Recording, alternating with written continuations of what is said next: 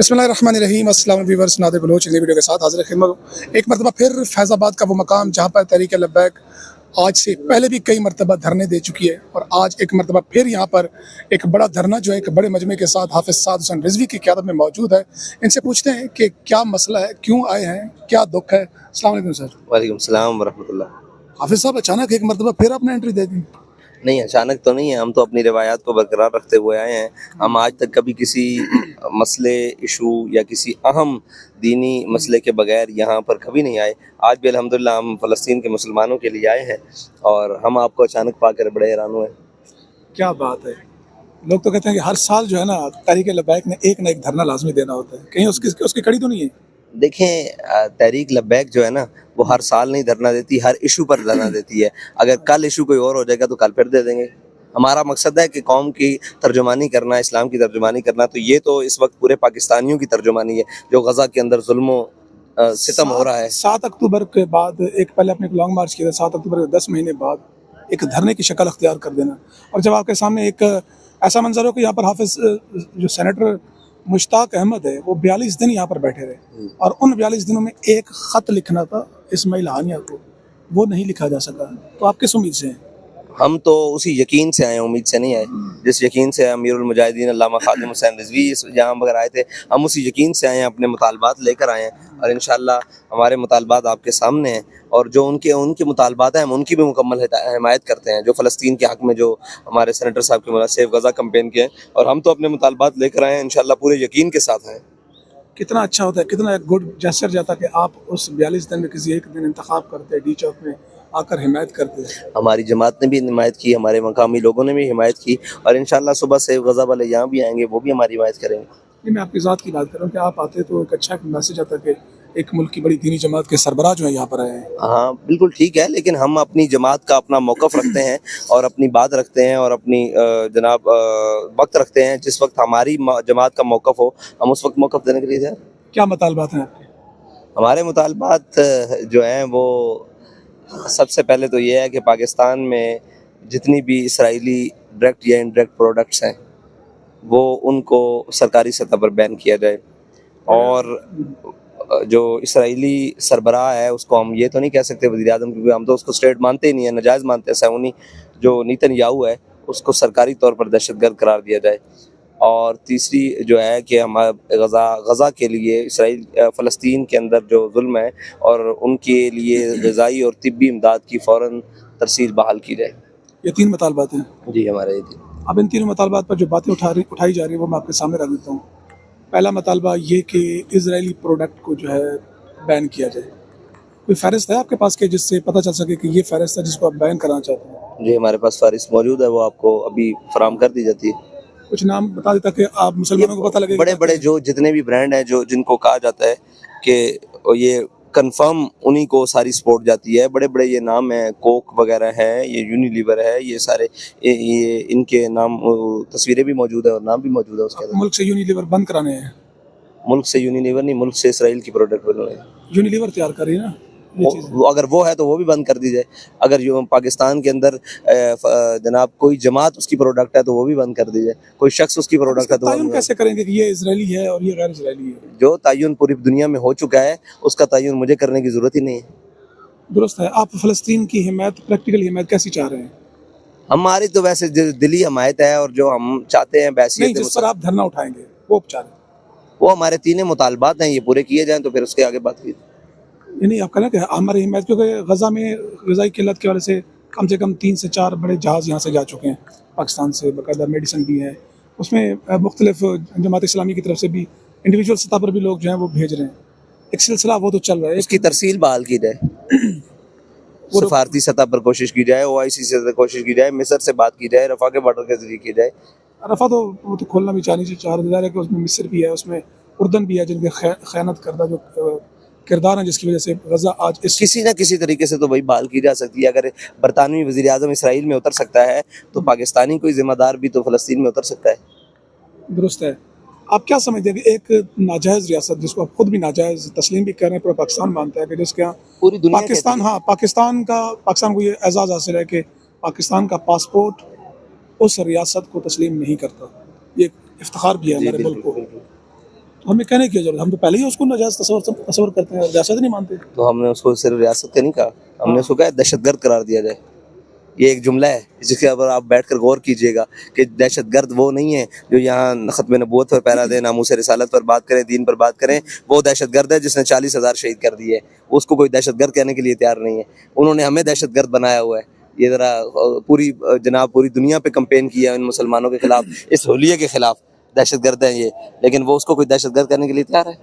तो हाफिज साहब, आपको क्या लगता है कि आप हर दफ़ा मतलब है कि जितने भी धरने आते हैं आपके मुतालबात मान भी लिए जाते हैं, एक मरतबा फिर मान लिए जाएंगे और अमल वही होता नहीं है, तो फिर इन धरनों का मकसद क्या? एक अलामती हिमायत की हद तक तो कह सकते हैं, लेकिन प्रैक्टिकली क्या होगा?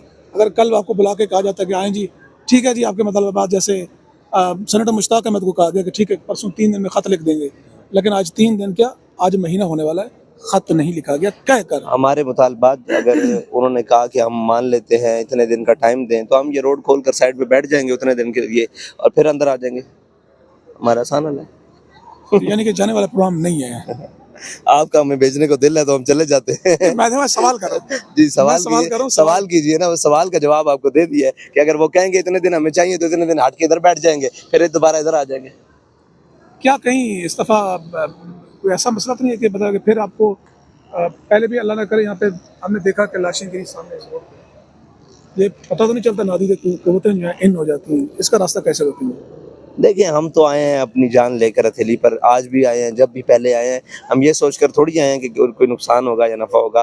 देखें, वो तो साथ साथ होते हैं, कभी खून के डर से और ये चीज़ों के डर से कभी हक छोड़ दिया जाता है या हक बात क्या नहीं छोड़ दी जाती है। तो हम आज भी उस काम के लिए हाजिर हैं, कल भी हाजिर हैं, और हमने तो सर पर कफन ही उसलिए बांधे हुए हैं। आपको शायद पता नहीं है, हमारे जो पगड़ियों का साइज़ है वो कफन के बराबर है, कि लोगों को ज़रूरत ही ना पड़े कि वो कहीं से कफन ढूंढते रहें, तो ये हमने सर पर बांधे हुए हैं। इन बातों से हम घबराने वाले नहीं। हाफिज़ साहब, लास्ट टाइम भी आप एक धरना वहाँ पे आप रास्ते में मुतालबात अपने तस्लीम कर लिए गए, चले गए थे, उन पर अमल दरामद नहीं हुआ था। कुछ पर हुआ, कुछ पर नहीं हुआ। किस पर हुआ?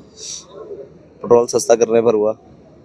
पेट्रोल एक 15 दिन के लिए हुआ ना, और सस्ता हुआ ना भाई यार। हमारा काम है जहां तक किसी को रिलीफ। एक आप क्या समझते हैं हम यहाँ बैठे हैं? पेट्रोलियम लेवी आपको पता है, इस IMF के कहने पर हमने 80 रुपए पेट्रोलियम लेवी कर दी। वो अब की बात है ना, जब हमने ये धरना दिया था वो हमारे मुतालबात तस्लीम हुए।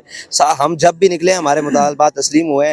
बाकी कोई माने ना माने वो हम जाने के लिए नहीं। लोग फ्रांस के सफीर पर रोला डालते हैं, आज भी इंटरनेट पर जाकर लिखेंगे वो क्यों मुल्क से गया है, तो आपको लिखा हुआ आएगा कि वो तहरीक लब्बैक की वजह से मुल्क से चला गया है। तो लोग ना माने, ये हम जिम्मेदार नहीं है। हम अपने ज़मीर के लिए, इत्मीनान के लिए जो करते हैं वो बेहतरीन करते हैं। अब आपकी फाइनल क्या है? मुतालबात सिर्फ मान लिए जाएं या अमल होगा तो फिर जाएंगे? यार, अमल दरामद करना चाहिए। मैं ये समझता हूँ कि हमारे यहाँ बैठने से अगर फ़लस्तीन के बच्चों पर एक दिन भी बमबारी रुकती है तो हमारी ज़िंदगी की कीमत कम है, ये सौदा बड़ा है। क्या लगता है, क्या वजह है कि दुनिया के बड़े बड़े ममालिक हमने देखा, बरतानिया, अमेरिका, जितनी बड़ी जामियात यूनिवर्सिटीज़ में स्टूडेंट्स बाहर आए, एक जिंदा ज़मीर वाले लोग सामने आए, उन्होंने मजम्मत की, लेकिन पाकिस्तान में इस तरह की कैफियत हमें जमातों की सतह पर तो है, लेकिन एक जिम्मेदारी महसूस करके यूनिवर्सिटीज़ में, कॉलेजेस में एक आम लोग खुद निकल आए कि यार ये जुल्म हो रहा है, हमें खड़ा होना चाहिए, साथ देना चाहिए। इकबाल के अंदर हिंद में जो मुल्ला को सजदे की है इजाज़त, ये नादान समझता है कि इस्लाम है आज़ाद। तो कौम क्या चीज़ है, कौमों की इमामत क्या है, ये बड़ी अलहदा बात हो जाएगी और बड़ा लंबा हो जाएगा। अल्हम्दुलिल्लाह कौम ने अपने बच्चे, अपने बड़े सारे हमारे साथ भेजे हैं। ये कौम जमात की सतह पर नहीं, जमात की सतह पर मुजाहरे के, जमात इस्लामी ने बड़े बड़े मुजाहरे किए, आप भी कर रहे हैं और भी कर रहे हैं। मैं एक वैसे करूँ जिस तरह जामियात में, यूनिवर्सिटीज़ में, कॉलेजेस में, स्कूलों में वहाँ पर देखा हमने, आम यानी कि ट्रेडर्स निकले हमारे। उस तरह के मिलियंस मार्च होने चाहिए थे, पता लगना चाहिए था कि पाकिस्तान एक इस्लाम के नाम पर बनने वाली, तालीम के तेजाब में डालकर इसकी खुदी को हो जाए मलायम तो चिदर चाहे सोने का हुमाला हो तो मिट्टी का एक ढेर। हम क्या कह सकते हैं, इकबाल के बकौल ही हम बयान कर सकते हैं। कुछ कहें देंगे तो और फिर वो क्या कहते हैं, तहजीब के फर्जंद भी नाराज़ हो जाएंगे और अबला मस्जिद भी नाराज़ हो जाएंगे। दुरुस्त है। चले थोड़ा सा हट के कितने वोट पड़े इस दफ़ा आपको इलेक्शन में? पिछले साल जो 22 लाख पड़ा था, इस दफ़ा मेरे ख्याल से 26-27 लाख, 28 90 तकरीबन 29, वो बताते हैं, लेकिन फॉर्म 45 के मुताबिक तो तकरीबन कोई 50 लाख से भी ऊपर है। तो यानी कि आप ये करेंगे ये हुकूमत फॉर्म 47 की हुकूमत है? हम कहते हैं, पूरी कौम कहती है, हम भी कहते हैं, यही कहते हैं। अच्छा, ये फॉर्म 47 की भी नहीं है, ये कोई फॉर्म 50 की हुकूमत है। तो आपने एक नाजायज़ हुकूमत के खिलाफ आपने आपकी अपनी खुद अटक की सीट जो है जिस पे आपने कहा भी कि वो आपके नाम पे थी, जिस अंदाज में फिर खामोशी इख्तियार कर ली, कबूल कर लिया इस हुकूमत को। देखें, बात सुने कि हम इस सिस्टम के अंदर आए हैं और हमने ये देखा है कि जिन्होंने शोर मचाया उन्हें भी मिला कुछ नहीं। अब अगर आप कहें कि वो रिजर्व और आप ये कहें वो सारा कुछ हुआ, तो ये जो निज़ाम है ना, ये हाँ, ये आसाब शिकन जंग है और ये बड़ी वो इंशाल्लाह हम लड़ेंगे। हमने कहा दोबारा लड़ेंगे, हम मायूस नहीं है। हम तो वाव के कायल हैं, जाल हक हो फ्रंट पे जंग होते हैं, एक अदालती सतह पर होती है, एक ये होता है कि आप स्ट्रीट पावर के जरिए आप अपनी जंग जारी रखते हैं। तो अदालती सतह में भी हमारे ट्रिब्यूनल में केस बाकी है, बाकी सबके उड़ गए हैं बेंचेस में, आपको शायद मालूम होना चाहिए। तो सबके केसेस उड़ गए हैं, हमारे बाकी हैं, तो हम वहाँ भी लड़ेंगे जब उनकी तारीखें लगेंगी।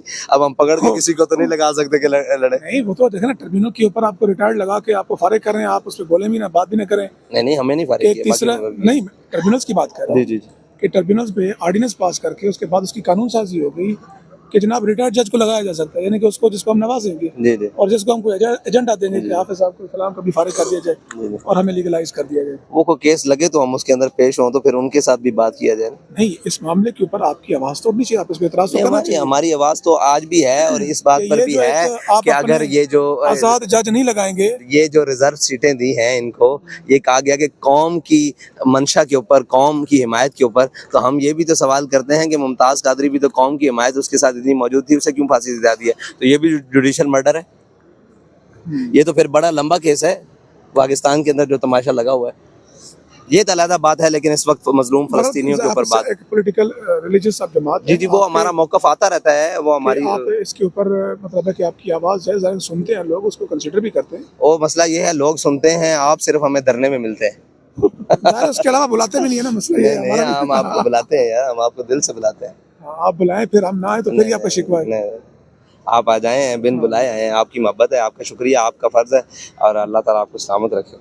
बहुत शुक्रिया जी। हाफिज साहब रिजवी साहब से मुताल्लिक जो आपके सवाल थे हमने आपके सामने रखे हैं, अपने कीमती फीडबैक से जरूर आगा कीजिएगा। फिर इंशाल्लाह इसी धरने में मिलेंगे। इजाज़त दीजिए, अल्लाह हाफिज़। अल्लाह हाफिज़।